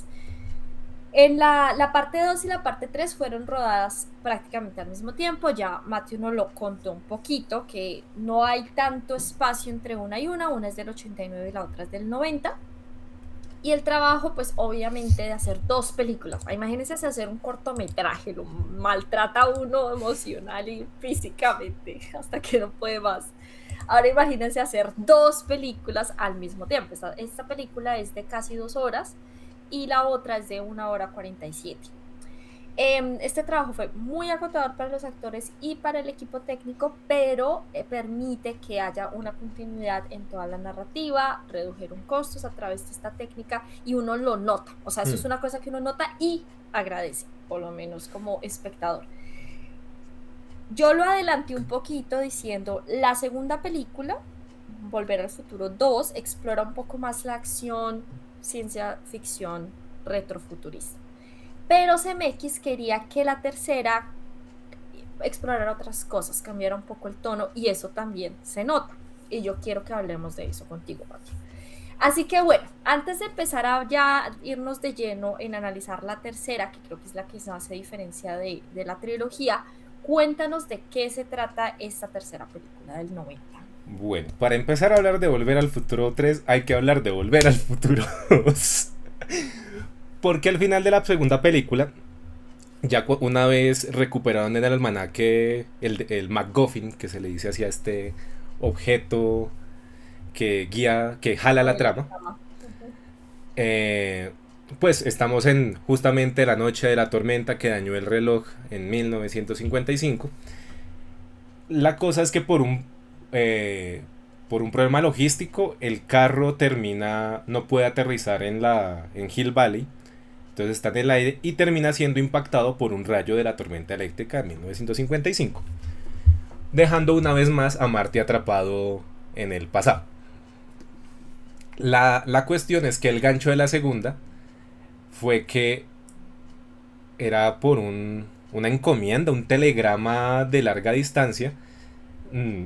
Pues Marty descubre que el doctor está vivo en 1885, o sea, 70 años antes de donde está ahora, y que está bien. Entonces el problema ahora es que él tiene que volver a su futuro, pero vuelve a recurrir a la ayuda del doctor Emmett Brown de 1955. Entonces bajo ese pronóstico tiene que regresar. Comienza la tercera, donde pues estamos con el doc. Eso me parece muy chistoso, que el doc de 1955 es como: lo logré, mandé este chino al futuro, todo está bien, el futuro es bacano, voy a crear una máquina del tiempo. Y una vez como que dice: ah, lo logré, llega otro como de: ¿qué hubo, marica? Ayúdeme que tengo que volver al futuro. Es como, pero ya, y pum, se desmaya. Entonces empieza toda la trama como con la excusa de: el doctor generó un plan en el pasado para que Marty pudiera regresar a su 1985, pero en medio del proceso de recoger el carro que el doctor había dejado desde el pasado, se da cuenta que por un accidente, por un problema, el doctor termina siendo asesinado una semana después de que envía la carta. Entonces, bajo ese estatuto, esa premisa, pues llega Marty y dice: pues necesito viajar a 1885 para advertir al doctor porque se va a morir. O sea, dicen como: no me busques, yo estoy bien, soy feliz, soy un herrero, ya llevo 3 años viviendo por acá, hice mi vida, tú vete a tu tierra. Fue como: no, yo no puedo dejar que el doctor piense que pues su vida bonita se acabó una semana después de esto, que fue por un problema de unos, ¿qué? ¿Eran como $15? Que para la época pues debe ser plata. Sí, que eso es otra cosa que se ve en el tiempo. Como que la inflación afectó un montón ese universo, porque en el futuro es como: oye, mira, que le dice el doctor a Marty, como: mira, tienes que ir a esta cafetería y pedir una Pepsi, aquí tienes $50. Como de, uff. Sí. Es como, ¿qué? Como, ¿qué pasó ahí? Luego llega, que es como el detonante a toda la trama del almanaque, que es un man que está recogiendo fondos, que eso es otro elemento característico como de salvemos el reloj. Entonces hay un man recogiendo plata, como: venga, ¿dónde plata? ¿Qué son $100? Como, ¿qué? Entonces claro, me imagino que $15 en el pasado deben ser como una fortuna. Entonces bueno, en eso recurre Volver al Futuro 3, donde Marty viaja a 1885 para rescatar al doctor, pero ahora con el inconveniente que una vez viaja al pasado, los indios le dañan el tanque de combustible al DeLorean. Entonces tienen que inventarse una forma de alcanzar los 140 kilómetros por hora o 88 millas para poder generar la energía suficiente y regresar a 1985. Y en medio, pues ya que estamos acá y spoilamos todo, pues en medio de todo, pues conocemos qué fue lo que pasó. Que el ancestro de Biff Tannen, perro loco Tannen, es el que se terminó metiendo por un problema de dinero. Que el tipo, al ser herrero, como la cagó con el caballo se murió, le está achacando la culpa al doctor. Y luego conocen a Clara, que Clara también termina siendo el último gran personaje importante de la trilogía, porque es una profesora que, según los libros de como las leyendas del pueblo, es una profesora que cayó por un barranco, pero sin querer queriendo terminan rescatando. Entonces ya de por sí terminan modificando al futuro sin malas intenciones. Ajá. Entonces ya con esos 3 personajes, Marty, el Doc y Clara, pues terminamos en una aventura de ciencia ficción en el viejo oeste. Es muy loco, o sea, qué película tan loca. Bueno, a ver, lo que yo había escuchado es que esta película era como la más floja de las 3, como que fue la que menos éxito obtuvo de las 3 películas. Esto se entiende porque ya no tenemos una historia clásica de ciencia ficción, sino que casi todo está pasando en el western, en el viejo oeste. Es que quería decir lejano oeste, pero no. que descentralizar los términos colonialistas de nuestro vocabulario. No, es el viejo oeste. El El viejo viejo oeste este, norteamericano. exactamente. Exactamente. Entonces, acá hay mucho más peso emocional al el personaje del Doc.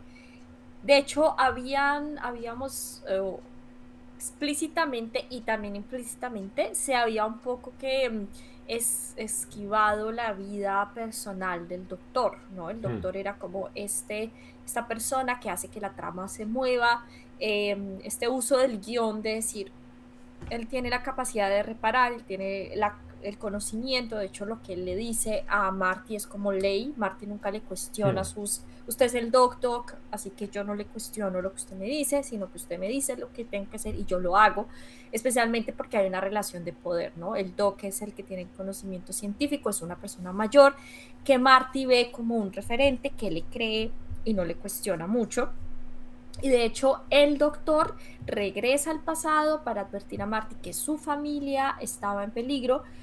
Casi que todo está girando siempre en torno a Marty, a su vida privada, a su familia, a sus ancestros y a su futuro, pero nunca tenemos la posibilidad de saber qué pasa con el doctor. Él tiene o no tiene un interés amoroso, tiene o no familia, tuvo familia, porque no lo cuentan mucho. Hmm. Y en esta película es donde tenemos la oportunidad de ver un poco ese trasfondo emocional que tiene el doctor. De hecho, la razón por la que él se queda es que se enamora de Clara, porque es una persona que lo ve más allá de la excentricidad que él tiene Hmm. como científico, sino que a través de sus conversaciones, momentos y demás, logramos entender un poco más. Entonces yo siento que la 1, la 2 y la 3 son un poco el cierre del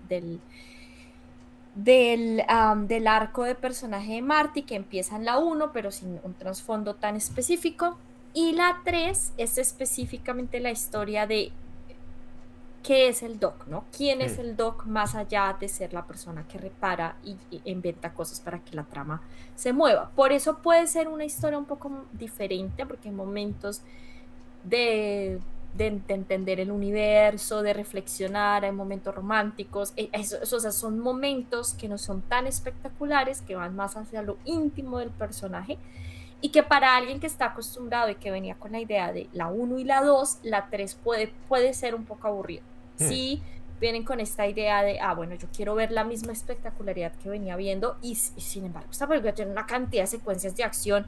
De hecho, cuando él llega al 85 hay un pocotón de personas, de indios, de nativos americanos en caballos corriendo y empieza la persecución. O sea, la película no es que cambie la forma del montaje que tiene, la Hmm. secuencia en el tren también es bastante espectacular. Cuando el tren llega del pasado al futuro, o sea, son en cuanto a efectos especiales y la historia, que hayan llamado, que él se haya llamado a sí mismo Clint Eastwood es genial, me encanta, y esta película además tiene muchísimas referencias, muchísimas, a películas clásicas del cine, a Blancanieves, a Taxi Driver, a, no sé, ayúdame, ya Uy. las tenía en la mente y ya se me fueron, bueno, No, tiene yo estoy muchos, aquí como, muchos, ay, tan muchos, chévere. Oye, sí.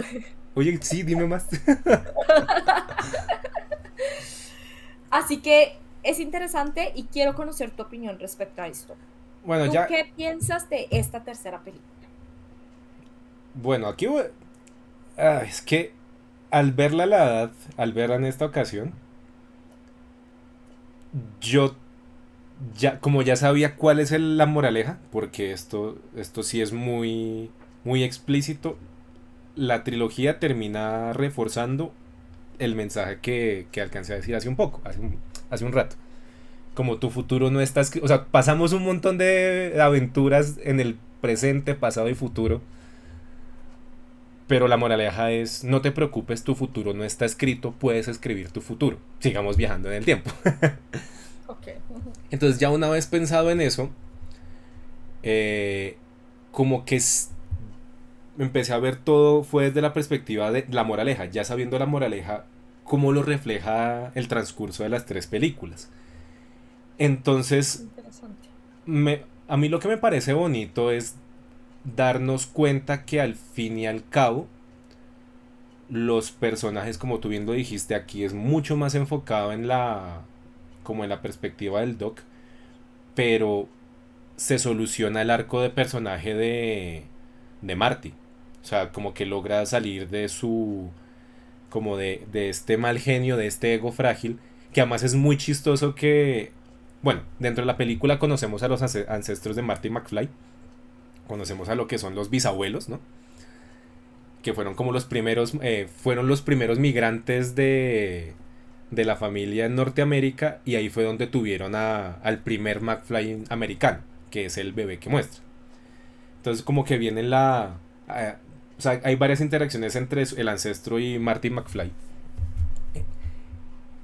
que reflejan y quieren hacer notar como el hecho de, venga, esto, o sea, lo que le está pasando no debería como guiarlo por la vida, porque el ancestro menciona, no, yo tenía un hermano que le odiaba que le dijeran gallina, o sea, y el tipo se murió en un pleito estúpido, y me perdí a mi hermano, y como que eso no, o sea, eso es triste.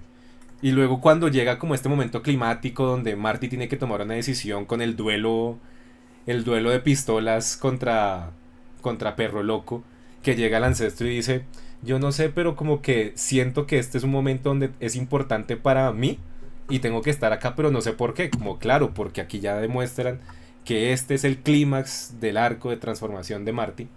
Ujú. Y que al final es eso, como de, oiga, la trilogía terminó utilizando el recurso del viaje en el tiempo, no como un hecho de que se pueda o no se pueda hacer, porque sí toma muchas libertades creativas, sino como este supuesto de qué podría hacer yo para hacer un mejor mañana. Ujú. Claro, aquí lo expanden a, pues, podemos cambiar cosas en el pasado para que mi presente sea mejor, pero es chévere porque Marty termina mejorando su futuro en el pasado. Ujú. O sea, él termina aprendiendo la acción porque el tipo la caga en la 2. Ahí es donde descubrimos que él no le gusta que le digan gallina. Cuando el nieto de Beef le dice, ah, eres una gallina, como a mí nadie me dice gallina. No, nadie me dice gallina. Y por eso es que termina pasando toda la escena de la plaza de Hill Valley en la 2. Pero acá es de, como que ya, descubrimos en la 2 que el tipo tuvo un accidente porque le dijeron gallina y se cagó la mano, entonces por eso no pudo ser una estrella del rock. Y por eso es que entra en desgracia. Y en la 3 ya sabiendo todo eso, como que dice, oiga, si sigo así, literalmente voy a morir porque yo no soy un pistolero. Este man está loco y me puede pegar un tiro. Ujú.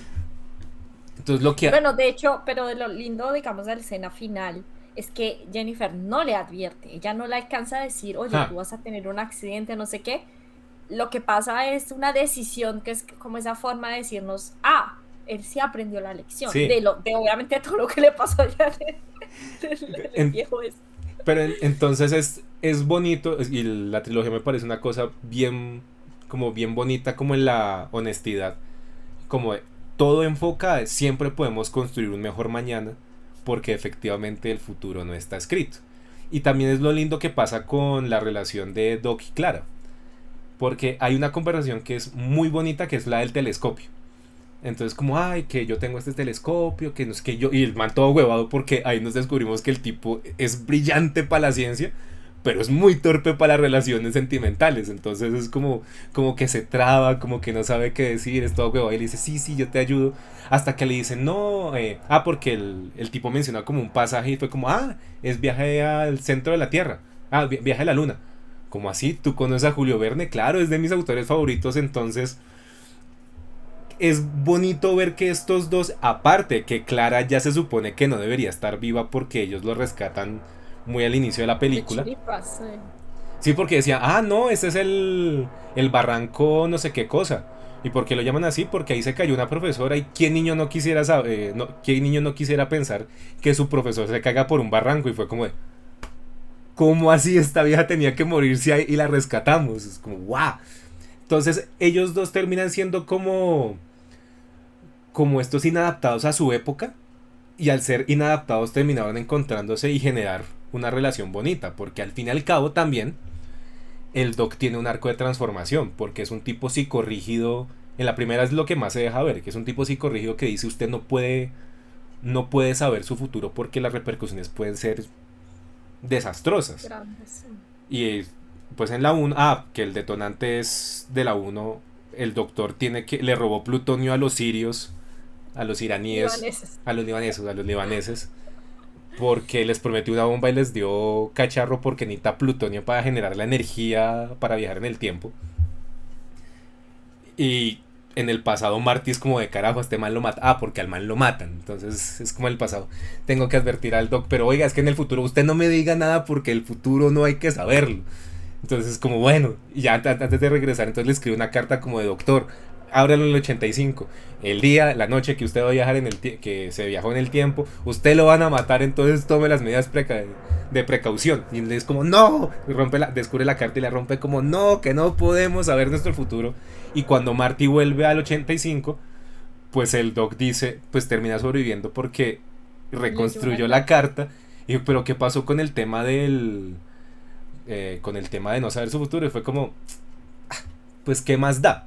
Entonces también vemos cómo el Doc va a dejar de ser esta persona tan psicorrígida, y en la tercera, pues al ser como anomalías de su tiempo, también se da el espacio a que pueden pasar cosas. Y es como el momento climático de él decide quedarse en el pasado porque como que dejó llevarse más por lo que él es que por lo que debería ser. Sí, que eso es muy interesante. ¿Tú crees que esta tercera película era necesaria? O sea, era como para completar el arco de los dos. Sí, porque pues ya como lo mencionaste fueron grabadas al mismo tiempo. Es decir, Ujú. no, no puede... Pero no- no concebidas desde el inicio. Eso también parece pero interesante. si lo planteas en ese punto, la verdadera pregunta tendría que ser, ¿tú crees que la 2 y la 3 son necesarias? Mm. Porque o sea, no existiría una 3 si no está la 2. Entonces, más bien, yo creo que la segunda y la tercera parte en los medios de producción que la hicieron son necesarias, y pues, es capitalismo. La respuesta siempre va a ser no, pero qué bien le salió el experimento. Y lindo porque además hacen que la historia sea redonda. A mí me gusta mucho que el arco de Marty no lo cierren en la 2 porque la 2 queda abierta, casi que no hay un final específico. Y nos van poniendo todos, varias veces él dice, lejano oeste, ay, es que el lejano oeste, ay, es que no sé qué, para decirnos va a pasar algo. Eso me parece muy lindo. Y que al final cosas que dejaron plantadas en la 2 las resuelven en la 3. Es que eso me gusta mucho. Ese final de que ya no le diga, sino que él mismo desde su arco diga, no, ya no quiero hacer eso, por eso evita el accidente, es cine. No, y que la primera está también construida que pueden recurrir a elementicos que reiteran en la 2 y en la 3. Lo del chiste de Clint Eastwood es muy bueno, pero también sirve más porque en la primera ya teníamos un chiste de esa índole, que es el de Calvin Klein. Sí, que es Entonces, muy gracioso. sí, O sea, pero no te llamas Calvin Klein, es como, estás pero ¿por qué confundido. dices eso? ¿Por qué me llamas Calvin? Claro, Calvin Klein lo está en tus calzoncillos. Es como, güey madre, chiste capitalista más pendejo, pero está muy bien aplicado. Y bueno, ellos utilizan mucho, o sea, le hacen mucha promoción a Pepsi, a una cantidad de Sí. Nike, No, o sea, hay una cantidad de marcas ahí también. y está chévere que en la tercera, pues en la primera a Marty le pusieron el nombre por este error, por la marca, por el capitalismo, pero en la tercera él puede escoger su nombre, entonces termina escogiendo el nombre más representativo de las películas de vaqueros. Y el nombre, que además de llamarse Clint Eastwood. No, y que lo Clint visten Eastwood. igual. O sea, el poncho que tiene es igualito que en la trilogía del El bueno, vaquero sin nombre. sí, Que es esa, más, eso, eso sí me esa es pasó a de la mí. trilogía del dólar, ¿no? Eso. Que es más, a mí me pasó eso cuando era niño. Como sí me había visto Volver al Futuro 3 muchísimo más antes, por ahí ponle a mis 9 años. Cuando yo empecé a conocer las películas de vaqueros, fue como Clint Eastwood, pero así no se llamaba Marty en Volver al Futuro 3. Claro, es que de aquí salió Clint Eastwood, es este actorazo. Todo tiene sentido, la referencia sí es buena. No, Y, la referencia sirve, porque por ejemplo, mucho del cine que uno consume por los Simpson. de Ay, los es que viejos los Simpsons. Simpson le hicieron, claro, de los buenos, de Sí. toda la vida, que uno, ay, venga, pero es que yo conozco este por tal cosa. Si uno no se había leído Hamlet, conoce Hamlet por los Simpson, o sea, por una cantidad de cosas que uno no sabía que existían y que ellos le hacen la referencia y uno vuelve a eso, El Resplandor, Homero pierde la cabeza. O sea, hay un aporte, una simbiosis, un comportamiento simbiótico entre la cultura popular que referencia escenas legendarias del cine y la película original. Muchas veces, o sea, El Cabo del Miedo, hay una cantidad, o sea, Los Simpson o por ejemplo estas películas como las de Volver al Futuro hacen que uno sienta que esos son los originales, pero cuando uno ve la película original hay una conexión directa de, claro, tú sembraste la semilla de la curiosidad del cine cuando pusiste esta referencia en tu película y yo me acuerdo, no sé, que como te pasó a ti con Clint Eastwood, es mucho más fácil que tú llegues a una película como Volver al Futuro a que llegues directamente con 9 años a las películas de la trilogía del dólar. Es como... No, y es que creo que ese es el otro gran... O sea, lo hemos venido hablando todo el episodio, pero para resumir, la trilogía Volver al Futuro es un homenaje a bueno, a su pasado, al pasado norteamericano. Porque más que referencia, o sea, es que me acuerdo exactamente la primera vez que yo me vi Volver al Futuro 3 fue en Caracol, fue un domingo. O sea, es pura televisión plagada de comerciales. Y cuando llega Yo me la vi en Amazon también como comerciales. Esa película pues me la vi chiquito, me la vi como a los 9 años y genuinamente yo estaba muy emocionado con el duelo final cuando le pegan el tiro y que eso también es otra referencia a otra película porque también lo muestran en el cine, es en la Volver al Futuro 3, ellos están viendo una película de Clint Eastwood en un duelo final donde pues para salvarse el protagonista termina metiéndose un chaleco antibalas improvisado. Entonces también está bien referenciado y cuando eso pasa, claro, yo salté en la cama y es como, no, lo mató y fue como revivió, sí, era como, wow, que como que nunca como que lo hacen ver una cosa chévere y espectacular que hoy en día uno dice, está bacano porque no es una referencia cualquiera, es como un homenaje porque realmente lo que está haciendo es resaltar esa película, resaltar esa referencia, resaltar las películas de vaqueros que también para la historia del cine gringo las películas de vaqueros son un evento importantísimo porque fue como para nosotros lo que son los superhéroes. O sea, era el evento cinematográfico que uno tenía que ver porque eran estas figuras de como wash, aspiracionales, porque es una cosa idílica.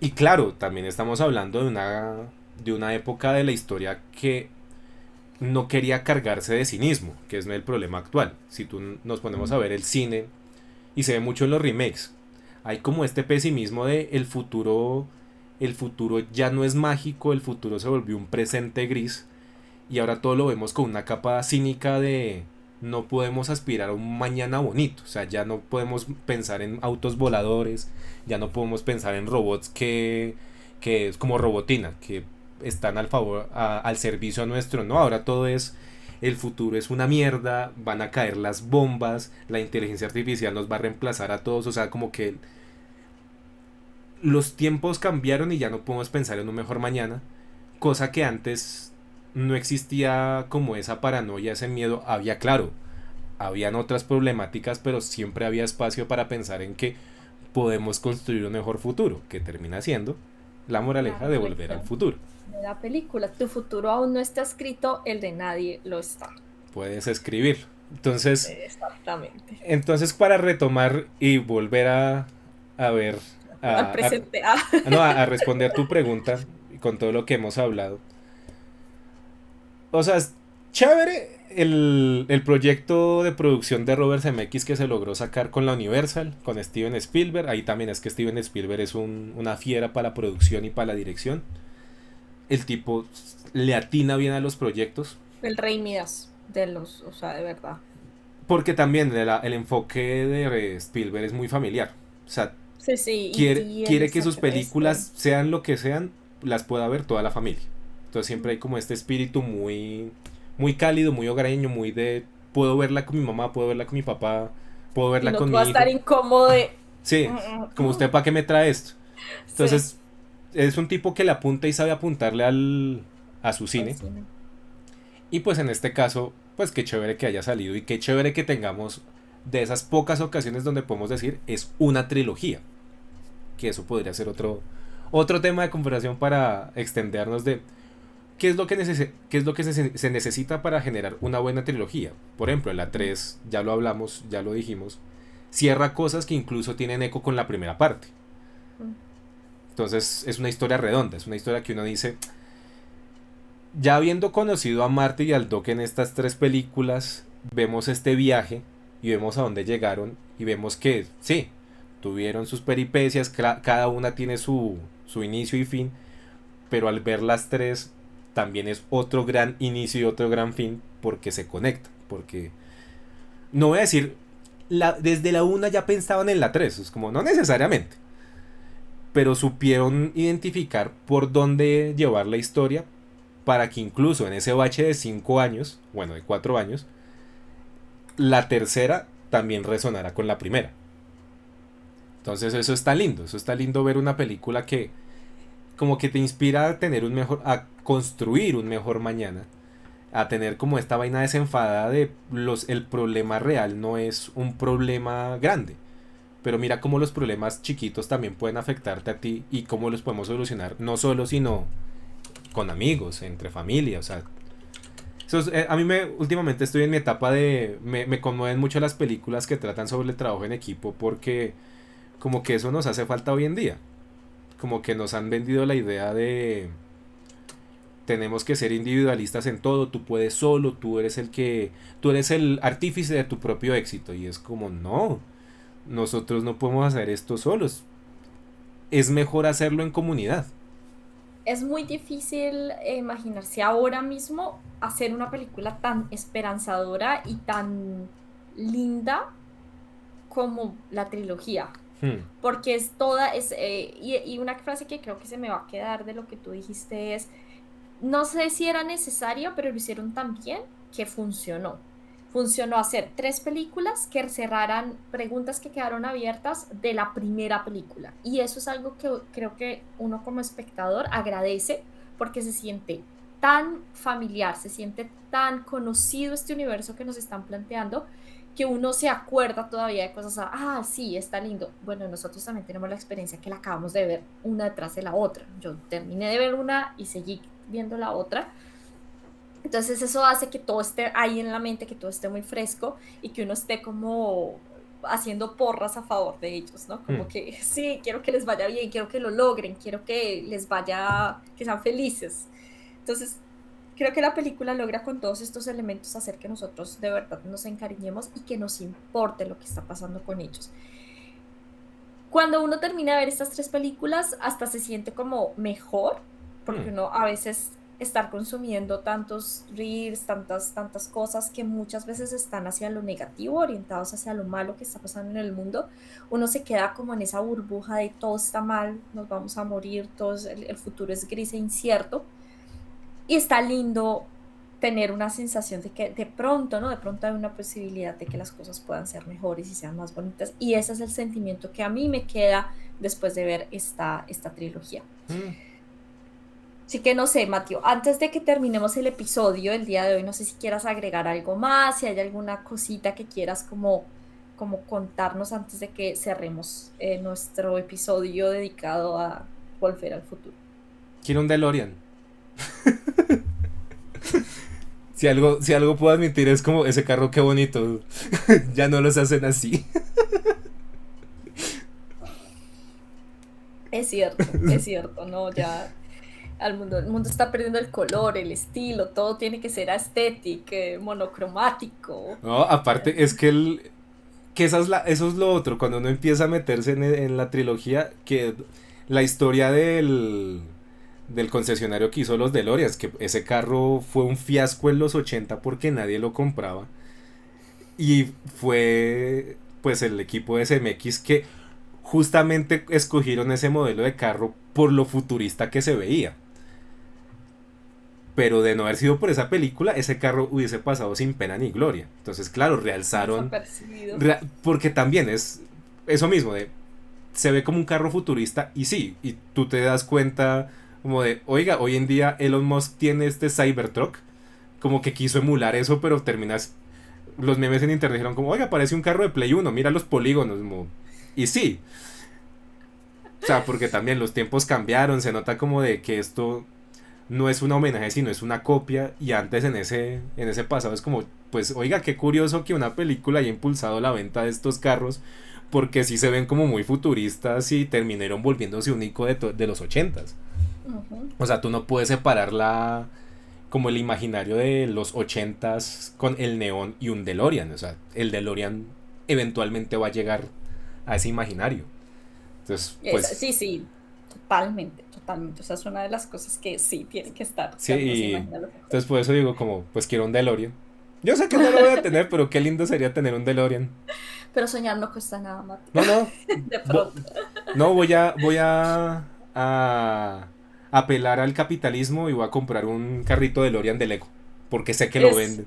eso. Sí, ¿por qué no? O sea, no podré conducir un DeLorean, pero armaré mi hijo de madre DeLorean. Bueno, sí, ya saben qué regalarle a Mati de Regálenme un cumpleaños. DeLorean. Un DeLorean de Lego o de verdad, si tienen mucha plata. Si Uy, alguna vez nos hacemos millonarios, Mati, te sí, regalo tu sí, DeLorean. ya no estamos en edad de ser sugar babies. No, ya, paila. Ya estamos entrando terriblemente a la edad de ser unos sugar mommy o sugar daddy. Y con esta economía no se va a poder. No sé, no. Es que estoy más lejos de.